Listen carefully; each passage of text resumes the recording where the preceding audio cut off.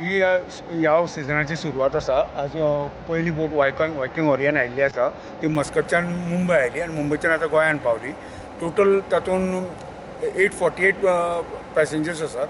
तातूंत 400 सेपरेट क्रूय आसा एडिशनल. आनी ह्या वर्सा रफली आमी अरावंड 40-45 बोटी एक्सपेक्ट करतात. आतां सेकंड बोट ऑक्टोबर 10 तारखेक येतली. गोवा टुरिझम कितें अशें प्ले रोल करतले?